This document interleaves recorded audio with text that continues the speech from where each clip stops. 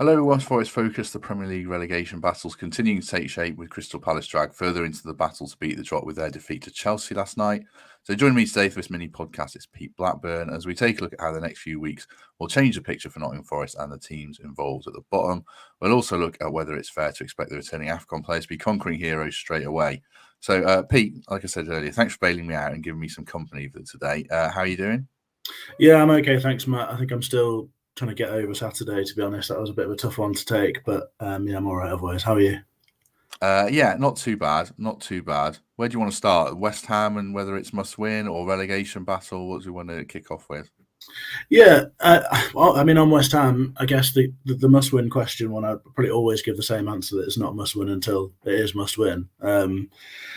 When it becomes the case mathematically, but it does really start to feel like we need some points and pretty quickly, doesn't it? And I guess so much of what's going on hangs on this potential points deduction that just looms. I think the first time I was back on the podcast, we talked about the points deduction and what it was the sort of role it was going to play in the rest of the season. And I was interested to see how that would play out because it's obviously not something we've experienced before, but it really does feel like it's looming now, especially with struggles to get points on the board and another opportunity missed at the weekend.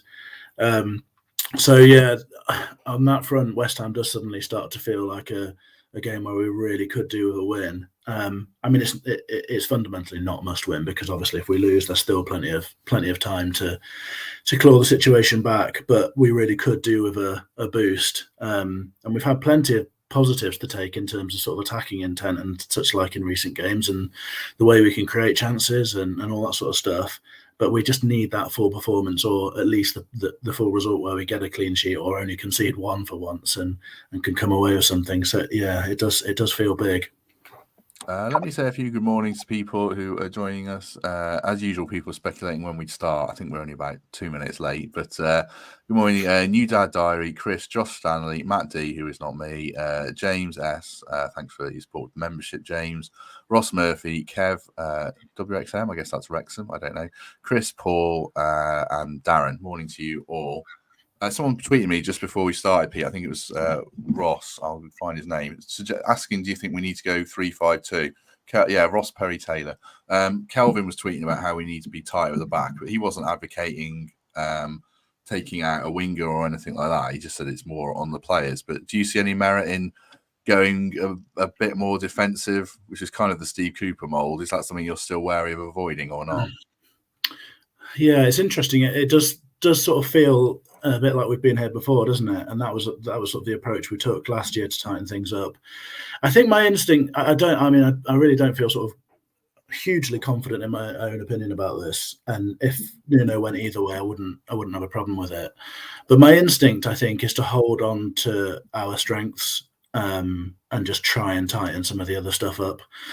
It feels to me like we're in a sort of perhaps a relatively rare situation for a team in our position that we definitely can create chances and we look like we're going to score most games or pretty much every game really, and probably more than one on a lot of occasions. You'd feel confident about that. The threat from wide is big. Hudson-Odoi is really growing into things now, and I think we need that Gibbs White swagger in the 10.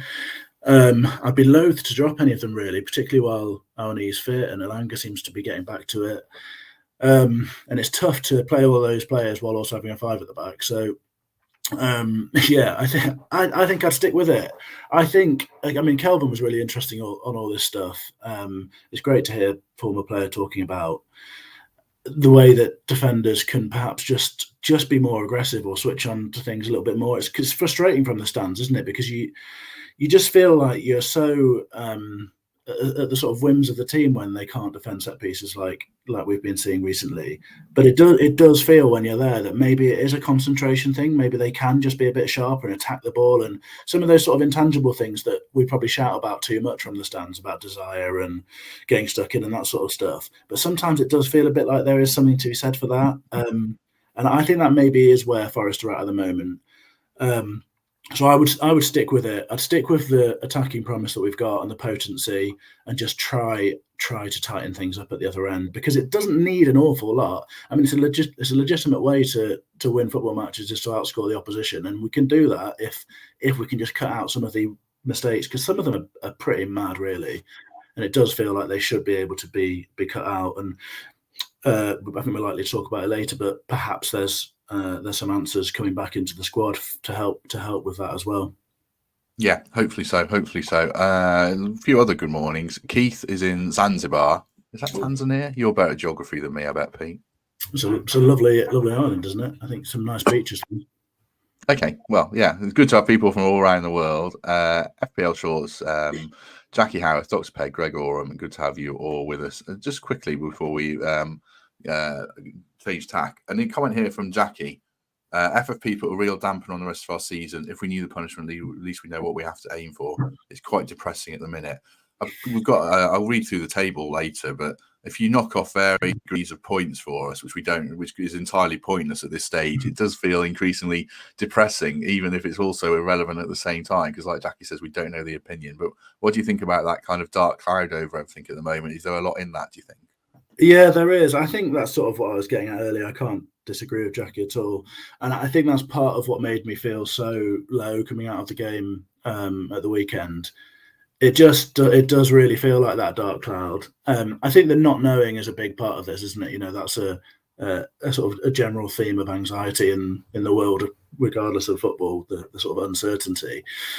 But you know, any level of points deduction at this point looks like it could be pretty painful for us. So we sort of have to hope that that's not where things go. But yeah, it is looming, and I think the uncertainty does make it so much more difficult because we know that regardless of the points deduction, we've got to pick up some results pretty quickly because things are getting very close. But with the points deduction, it really throws everything open. I mean, I think we've all been saying for weeks now. There's a couple of teams at the bottom of the Premier League who are long gone, but you know, you sling a couple of 10-point deductions in there for us and Everton, and suddenly it doesn't quite seem that way, which is pretty terrifying, really. So yeah, totally agree with Jackie. It's looming, and I'm certainly feeling it a bit at the moment. Who else we say hello to? Baron von Farren. We have to read some of these names diligently. Would you say our usual lineup is 4-2-4 or 4-3-3? I'd say 4-2-3-1, but I do think we need a midfielder who breaks. I read this out because I was going to say I think we need a midfielder who breaks beyond and adds an extra bit of support. Whether it's, I suppose it needs to be Nico Dominguez. Perhaps need to get him a bit higher up the pitch. I think Zanzibar is indeed an island off Tanzania. It's good to be educated in a morning as well. Right, let's. Oh yeah, someone says wacka wacka the like. Yeah, do us a favour and hit like as well if you help us out, and hit subscribe if you haven't already and you like what we do. Let's have a quick word for our sponsors, the Trent Navigation. Supporting us as ever. Pop down to Trent Nav on Saturday ahead of Forest v West Ham. As ever, open from 10 a.m. for breakfast, cascales, barbecue in the food court, an additional outdoor bar. So you've got 2 bars inside and out. Then you can watch Brentford v Liverpool at 12:30, Man City v Chelsea at 5:30, all on the big screen indoors now, either side of the Forest game. And I'll put a quick graphic up. As ever, it's Tuesday today. I don't have a Tuesday graphic. That's not very good. Wednesday is curry night, £8.50 for a wide array of curries at the Trent Navigation on Meadow Lane. Right, Pete, let's change tack and talk about the relegation battle, how it's shaping up. I've got the fixtures and I'll put those up shortly. But just so people who haven't checked the table recently are aware, it kind of goes, I think we'll put Palace in it now, after watching them play a pretty average Chelsea team last night and being beaten 3-1. Palace played 24 points. Then Forest in 16th played 24-21. Luton played 23, so a game in hand 20. Everton 24-19. And then Burnley and Sheffield United both 24 and 13. So I'm going to put the fixtures up now, and I have to do it by changing all the backgrounds and stuff. So bear with me 1 second. Right, it goes like this, and then it should go like this. There we go. Slick as ever. Right. So you can see here, we've got the next 6 games for each team. This might be ripped off from a certain website, so hopefully I get away with it.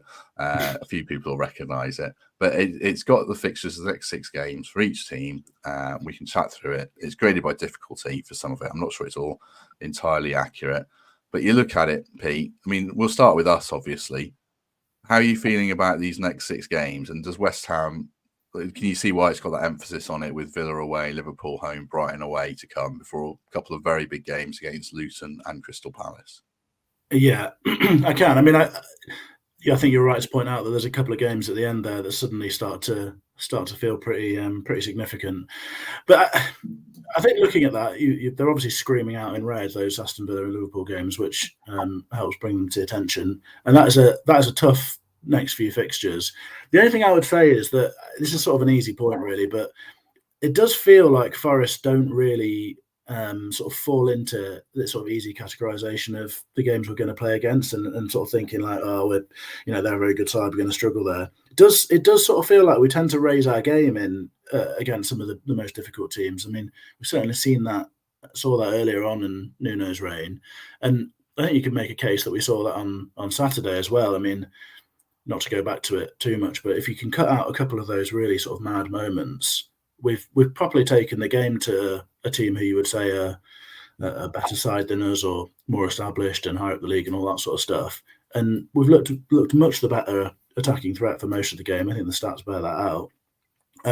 So I totally think that we can take the game to good teams, and you see with Aston Villa as well. I mean, they play such an extreme style of football with such a high line that teams can get at them, and they do have sort of the odd mad result. And we're sort of set up to be one of those teams. I think certainly if we stick to the way that we're playing now, Taiwo and the two wide men with Gibbs White drifting between the lines and feeding them is a real good opportunity to get behind that defence and have some joy, I think. So when I look at the fixtures, it doesn't actually concern me desperately from a Forest point of view, because I'm not desperately more confident that we can go to Luton and get a result than I am about us going to Villa, to be honest. That's sort of how I feel about Forest at the moment. Feels to me like a lot of this is just on us. We're a team that's got the quality to beat a lot of these teams on our day, and we just really need to cut out some of the mistakes at the back.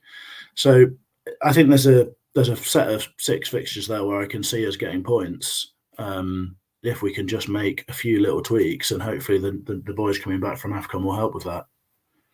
I've put Luton, so I put Sheffield United and Burnley on here. But do you think that there's too much for them to do? I think they're like on 13 points without any kind of threat of a deduction. They're obviously lacking in quality, but Sheffield United, they did beat Luton last time out. I mean, would you give either of those teams any hope, or is it too far gone for them now? I wouldn't rule it out, because I mean, there's no benefit to making these sort of sweeping statements anyway, is there? And I mean, we all do it in football, and often we end up getting bitten on the arse. I mean, you look at the table and you would think that is an awful long way for them to come back. But as I said earlier, you add 10-point deductions again to Forest and Everton, which I'm hopeful that we won't get. But it does change the picture pretty quickly, and you only need a couple of results for those generalisations to be proven nonsense. So I think everyone's in the battle at the moment, and even if it does prove to be the case that it's just too much for them, there's a lot of games where we're going to need performances from them, and I think if they're still just about in the battle, then hopefully they can have a positive influence for us. Yeah, that's a good point. Like Burnley going to Palace and stuff like that. Or, get a draw there, get something there. That's true. Palace on paper have got a pretty decent run now. I don't know if you've seen much of them recently. They're absolutely bereft of their best players. Eze, Elise, the central midfielder. Is it Decore, the central midfielder? Mm-hmm. Mark Gay, he's out as well. Their fans are pretty. I think they want Roy Hodgson gone, would be the consensus, but he's fighting on. Are they the team that you think are the ones we could really target and reel in? I think on paper they should be. The fixtures look relatively kind for them, possibly the nicest out of the lot. But away from the fixtures, as you've neatly summed up, the spine of their team has been absolutely torn out. And things are obviously not going particularly well off the pitch. There's discontent in the fan base. And I mean, we've sort of generally seen, I don't know if this is a generalisation from me, but I sort of generally think of those Palace fans as being like really quite incredibly supportive as football fans go, and constantly making noise even through some sort of relatively stuffy teams over the last few years and sort of mid-table finishes and all that sort of stuff. But they're an interesting side, and I think the club is run in such a tight way that when you look at a Palace team over the last few years, they've always got sort of 6, 7, 8 really, really good starting 11 players that I think most clubs in the Premier League would be delighted to have. I think you see that now with both the centre-backs, with Decore, you mentioned, obviously with those attacking players, Eze and Elise, particularly Mitchell at left-back perhaps. But then around that, there are a lot of players that I don't think you'd be particularly keen to even have in our squad, to be honest. Perhaps that says something about our recruitment, I don't know. But so I think they're always vulnerable to this sort of situation, because you lose 3 or 4 of those 7 or 8 good players and you're in trouble. So I think Rafiq's just said in the comments, the Palace depth is poor. Yeah, I think Palace depth is beyond poor, actually, because I think even the first 11 is pretty mixed, aside from that really good spine. So yeah, as you say, that spine's gone. I think it leaves them bang in trouble. If you add in the sort of discontent off the pitch, I get this sense from Hodgson that he's pretty irritable. He's like me, hungover, I'd say. He just seems like he's sniping to reporters and doesn't seem like he's desperately pleased with how things are going, of course, particularly the fans. So I think you mix all those things together, and I'd be sort of quite worried if I was a Palace fan. If they can get the players back, maybe they'll be okay. They've got the experience of Hodgson if they stick with it, and perhaps that'll be an asset for them. But I think they definitely can be dragged back in, and regardless of those fixtures, I'm certainly hoping that'll be the case. Yes, and by the time, as Greg Orm says in the comments, by the time we play them, it might be Steve Cooper in charge of them. I think that's the back end of March, is it? I'm not sure. It's our 6th game of this sequence. John says I should have included Brentford in the list as well. Yeah, I think they're a point further ahead. I just think with Ivan Toney, I think they'll probably be all right, and they'll get Brian Mbeumo back and stuff like that. But they could get dragged in. But I feel at this stage it's these 6 teams that are probably fighting it out.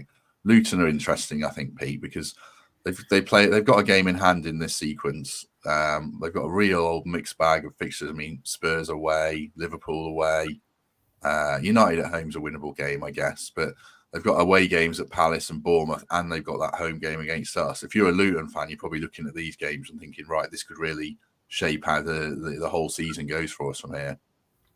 Yeah, definitely. I mean, I think the joy of being a Luton fan in this situation is that there aren't any expectations, are there? So you can look at those games and just think about them as opportunities. Whereas for us, this is our 2nd season in the Premier League. There's been a general sense that we shouldn't really be down here, given the sort of squad available and such like. And you don't look at those games as opportunities in the same way. You look at them with fear as a fan, and you worry about what might happen and whether you can come out with the points. But for Luton, it is all opportunity. I mean, I'll make no secret. I really admire the way that they've done things. They've obviously been really, really well run for a number of years now. I think Gary Sweet's done an incredible job there, and you see how little change there is when they go through different managers, and I think that says it all about the way that things are operated there. I think the recruitment's been excellent. You know, if they go down there, they go down with top-end Championship players who are young and hungry and have had a bit of Premier League experience and will want to go again. They're not going to be in trouble with the wage bill and all that sort of stuff imminently, I wouldn't have thought. And they're investing in infrastructure as well with the Premier League money, which is absolutely ideal way to do things, I think. Having said all of that, I do think that the likelihood is that Luton probably regress to the mean and to back to what they really are quality-wise, rather than that they can keep things up or even push harder. Because if the points deductions are minimal, they're still going to have to go some to pip us and the other teams, all the other teams away from the relegation zone. So they're going to have to get a fair few points. I mean, I guess there's a lot riding on that for this podcast with the Fletch Temps bet. So maybe that's more exciting than the relegation battle itself, to be honest. But my instinct with Luton is that they've done brilliantly. I think they'll continue to do pretty well. And, you know, going down is really no embarrassment for them whatsoever. But I do think they're more likely to regress to the mean, and hopefully no significant points deductions for ourselves will mean that they don't get that sort of extra bit of encouragement that they might get. But I mean, it's seriously tight, and like we say, there are there are opportunities for points for them there, and if they get a couple, a win or two before they have us in that fifth game, I'll be feeling pretty stressed, I think. James makes a good point in the comments that game against us might actually end up being postponed because, obviously, as he says, at this stage we're both in the cup. Yeah, if Luton lose to Man City and we lose to Man United, it will go ahead. But if either Luton spring a shock or we beat Man United, which I guess would still be considered a surprise, then yeah, that game will get postponed and be pushed back to later in the season for a midweek game, I guess. I mean, Man United, Luton have got Man United next. They're actually improving a little bit. They played quite well against Villa, I thought, at the weekends. They look a bit more like they've got a plan. So that bodes quite well as well. Just lastly, Everton, Pete, they seem to have hit a bit of a rut, but you look at them and they're still very organised, very disciplined. You know what the tactical plan is, but they don't have a huge amount of goals in them. I mean, subject to points deductions been, reduced for them or further points reductions, just taking them as a football team. What do you make of them? Yeah, it's so hard to do that, isn't it? Because there's so much looming and you just don't know what the impacts of these things are going to be. And obviously they've got the other battle going on, which is the first points deduction and whether they get some of that back or whether they, what sort of level of appeal is successful or it isn't and all that sort of stuff. And I just don't know what the psychological impacts of all this stuff might be. I think it'd be fascinating to have some of the former players speak about that in a little bit more depth, maybe. Away from that stuff, I mean, I haven't watched an awful lot of Everton recently, but I mean, it seemed when they were having that good run that they'd found a bit of an attacking formula with Dyche, where it wasn't quite the same as his Burnley teams. There was a lot more threat from out wide. I felt like there was a much more intent about them and sort of a real desire to take the game to the opposition, which I thought was quite admirable, really, and not really what I'd expected from them. But it does seem like they've just gone a bit flat, doesn't it? So I'm not too sure where they will end up. I mean, the big thing for me is when I look at their team, there are players in there that I think if we just had those guys in our situation, maybe things would be a lot less worrying. If you stick Onana and Tarkowski in our first 11, I think I'd be feeling an awful lot more confident about our ability to attack set pieces, to win the ball in midfield and be a bit more secure. Yeah. So I do sort of envy a couple of those players they've got, and I guess people will generally say a lot might hang on whether Dominic Calvert-Lewin finds a bit of form or not. Obviously, Rafik's just mentioned that in the comments. I think maybe if he finds one of those runs of form that he's had in the past, then that could absolutely kill the opposition. But at the moment, it doesn't seem to be the case.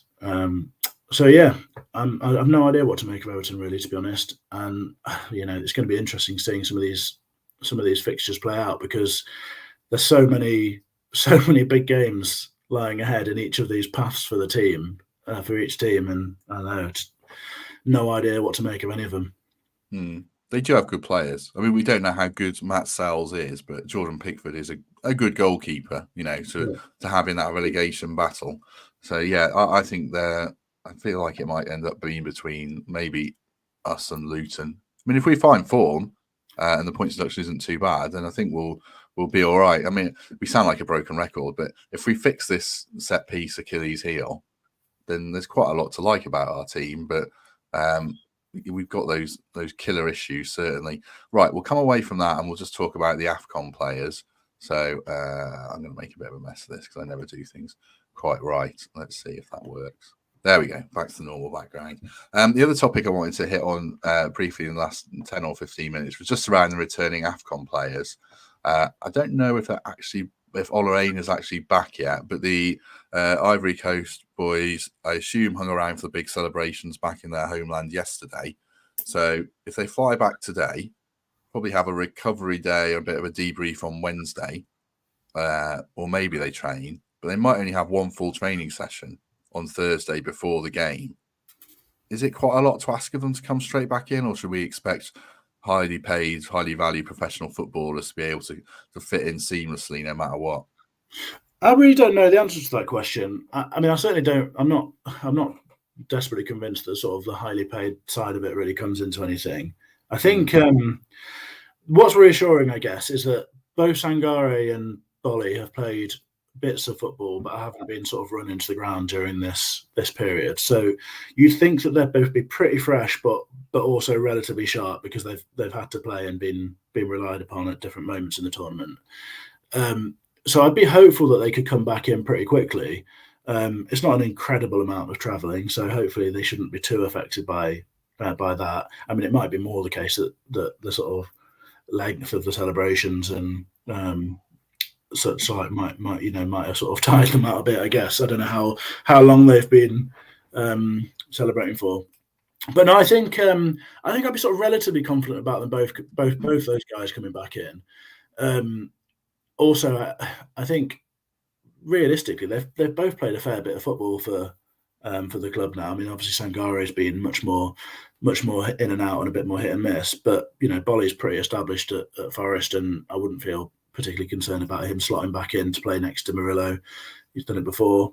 I think he knows the side pretty well. He obviously knows Nuno very well, so you'd think that's an advantage in terms of carrying out whatever instructions he's giving, and the sort of relationship between those two. So I think it's a hard question to answer because I don't know the conditioning of the players. I don't know how important Nuno feels that it is that they get time on the training pitch together to work on the things that they're working on.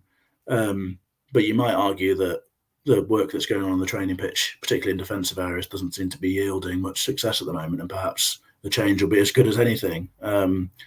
So I'd be inclined to get them both back in the side if it's a reasonable thing to do, because I think they both make a difference in a couple of key areas, or I'd be hopeful that they'd make a difference in a couple of key areas. I think Temps made a good point about Sangare on the pod yesterday, that we're hanging an awful lot on his return, because I think we all have a vision of what we hope he can be. The truth is we haven't really seen it, which is what Temps said. I think there have been moments where I've seen Sangare win balls that I don't think anyone else on the pitch, certainly for us, would have been able to do. And he's got this ability to hang on to it and then find the pass, because he's got like supreme combination of sort of technical and physical prowess. But it has been really, really fleeting, and I'm probably properly sort of grasping at moments there. But there's a big hope that that's an upgrade to the team, and now we're playing much better in other ways. Hopefully he can slot in and make a difference there, probably playing alongside Dominguez, I guess. And I think Bolly's the big one for me. I think if we can get him back in the team, I would do. I totally get that there'll probably be people saying, players are out of the team are always better in the eyes of fans and that sort of thing. And to be truthful, I haven't exactly been sort of demanding Bolly's appearance in the team when we've had everyone fit. So it probably applies to me as well. But if you see the problems we've got, and the way Kelvin talked about them yesterday, it just feels like there's an easy, partial answer to slot Bolly back in there, attack that ball, really try and galvanise the defence, get people on their toes, make sure we're not just waiting for it, as Kelvin mentioned. And I think that could make a difference. I think Greg makes a good point there. The Sangare stuff is totally hopeful. But, what else have we got if not hope, I guess. So I'd probably slot them both back in if possible. On Aina, I'd be less desperate to, because I think we've got fullbacks who can do a job, and 3 changes starts to be quite a lot. But he's in my best Forest 11. So if he's fit and well and Nuno thinks the squad can handle it and that they've got time to prepare, then he goes in as well for me. Yeah, people asking in the comments about why Bolly didn't play in the final. I don't know. I don't think he was banned.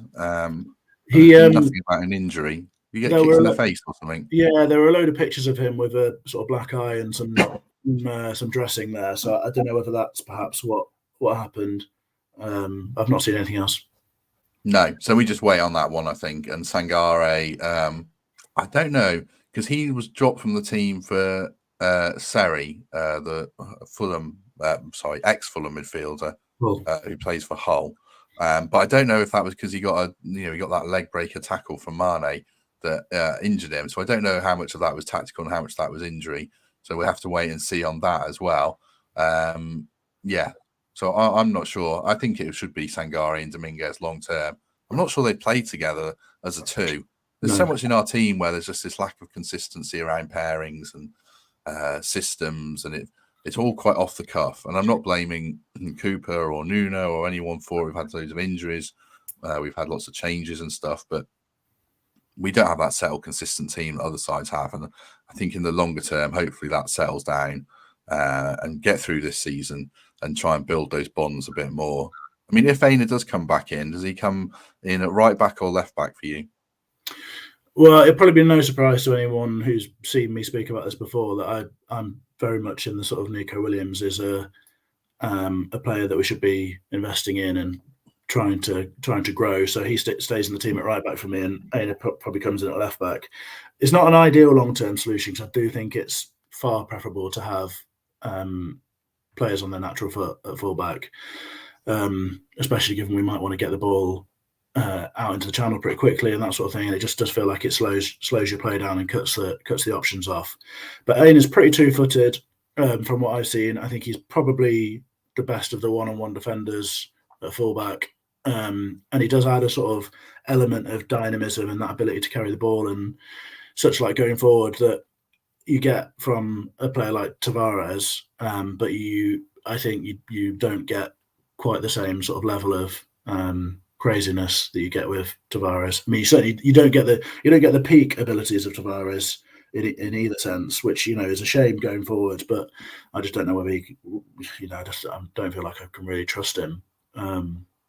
You saw the sort of the best and the worst of him against Newcastle, I guess. And the best is great, but the worst is a bit scary, especially when defensively you're a bit all over the place already. Yeah, I mean, a few people who watch more Afcon than me are pointing out that Ola Aina looked really tired. He got rinsed by Adingra, I think it would be, and I think he had a few rough moments in the tournament. So maybe he doesn't come back in. Yeah, just lastly before we go, Williams is an interesting player, isn't he? He does divide opinion. I think he's had a better season defensively, and his work as a right back last season's a bit of a millstone around his neck. I think he's done all right this season, to be fair, hasn't he? Yeah, I mean, I think there are Neco Williams mistakes that you can pick up when we're analysing goals that go against us. I'm certainly not claiming that he's the sort of messiah there or anything, but I think he's shown repeatedly now, particularly this season, and in moments last season, when he was playing wing back at the start of last season, I thought he looked incredibly dangerous as well. But obviously things just sort of fell apart for the wider team, and context is really important because when the team is struggling, you have to recognise that in the performance of individuals as well. But for me, Williams, he's a football player that we own, that we've paid a lot of money for, that I think has an awful lot of positives and a lot of strengths about his game. I think he clearly seems like a really good character. I think when he drives forward with the ball, he looks powerful and athletic, and he looks like he can make a real difference. And the thing I like most about him, and people will say all footballers should work hard, but the truth is that all footballers don't have the same work rate, is that his effort is absolutely outstanding. And it's not just how much he runs or his willingness to tackle, whatever, but he will put his body on the line every single game. He's an absolute terrier in the tackle. It just looks like his life depends on it when he plays football. And I really rate that about him. I think he's got a combination of that side of the game and quality. He can deliver the ball into the box as well as anyone in our squad, I'd say.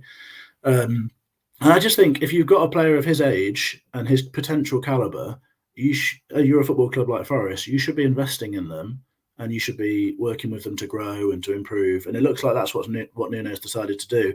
And I'm absolutely 100% behind that. So I hope he stays in the team. I hope he gets a run through to the end of the season.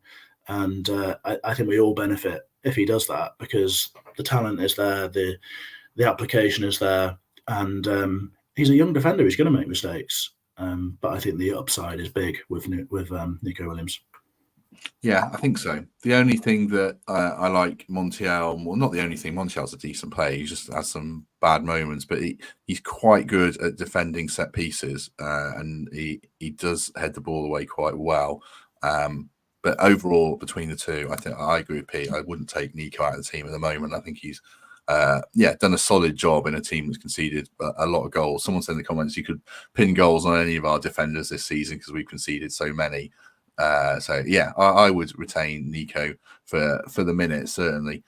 We do have a second sponsor this episode. I'll try and do a better job of the plug for them than I did last time a week ago. Episode is also sponsored by Brewbacker, a local business owned by Red season ticket holder Danny Baker. So they are a noise consultancy. And a link to their website is in the description for this episode. You can see more about what they do. But if you're a business that's got any issues around excess noise, health and safety, stuff like that, then they're the people for you. And it's great to be supported by a Reds season ticket holder. So yeah, back that business if you can. Right. I think that just about covers everything I wanted to discuss, Pete. Any other business before we go from you? Yeah, just one thing, a slight change of vibe for the podcast, so forgive me, but I just wanted to say a big get well soon to my favourite French bulldog, Howie Hodgkinson, who comes from a family of avid Forest focus podcast listeners. Sadly, Howie was taken ill on the game on the morning of the Newcastle game, I think, so the lads couldn't come and watch the game, and he's been struggling since. So I just wanted to wish him and the family all the very best. He's actually this is a French bulldog. Yeah, this is a dog, yeah, not a mate of yours who you call a bulldog or something. No, it is a dog of a mate of mine. Okay, that's all right. No, I just wanted to clarify. It's a genuine message, yeah. Good. I've got another one as well. Hang on, I've got so much stuff in the images folder now. Right, Chris Botherway, who used to work with Temps at Trent Bridge when they both had boy band haircuts, or certainly Temps did. See if I can dig a photo out from about 10 years ago.